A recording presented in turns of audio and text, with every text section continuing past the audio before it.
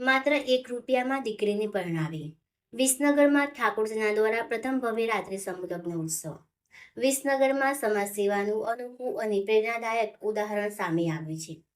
ગુજરાત ક્ષત્રિય ઠાકોર સેના વિસનગર દ્વારા ગત 26 એપ્રિલે પ્રથમ ભવ્ય રાત્રિ સમૂહલગ્ન ઉત્સવ યોજાયો, જેમાં કુલ 30 નવયુગલોએ વૈદિક વિધિ સાથે દાંપત્ય જીવનની શરૂઆત કરી.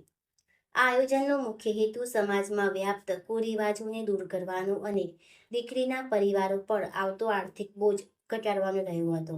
ખાસ કરીને આ સમૂહલગ્નમાં દીકરીના પરિવાર પાસેથી માત્ર ₹1નો શુકન લઈને લગ્ન કરાવવામાં આવ્યા, જે આજે દેખાદેખી અને ખર્ચાળ પરંપરાઓ વચ્ચે એક અનોખી પહેલ માનવામાં આવે છે.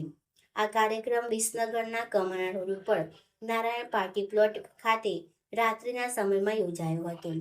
ઉનાળાની તીવ્ર ગરમીને ધ્યાનમાં રાખીને દિવસના બદલે રાત્રે લગ્ન યોજવાનો આ નવો પ્રયોગ મહેમાનો અને જાનૈયાઓ માટે પણ રાહતરૂપ બન્યો છે.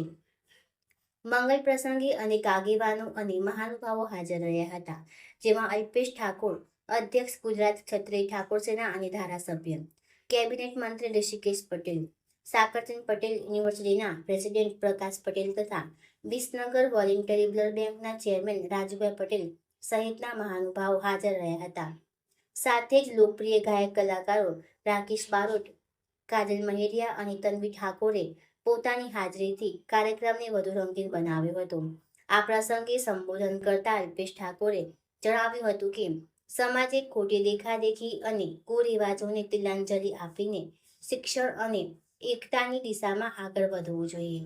આ સમગ્ર આયોજનનો સફળ બનાવવા માટે લાલાજી ઠાકોર અને તેમની ટીમે ભારે જહેમત ઉઠાવી હતી. કાર્યક્રમ દરમિયાન સહયોગ આપનાર દાતાઓનું સન્માન પણ કરવામાં આવ્યું હતું. વિસનગરમાં યોજાયેલા આ પ્રથમ રાત્રિ સમૂહલગ્ન ઉત્સવ માત્ર એક કાર્યક્રમ નહીં, પરંતુ સમાજમાં સકારાત્મક પરિવર્તન તરફનું મહત્વપૂર્ણ પગલું સાબિત થયું છે, જે અન્ય સમાજો માટે પણ પ્રેરણાસ્ત્રોત બની શકે છે. ખૂબ સુંદર ડેકોરેશન, ખૂબ સુંદર લાઇટિંગ, તમામ રીતે ખૂબ સુંદર આયોજન છે. એટલે ભાઈ લાલભાઈ માટે એકવાર જોરદાર તાળીઓ પડી જાય. અને હું એવું માનું છું કે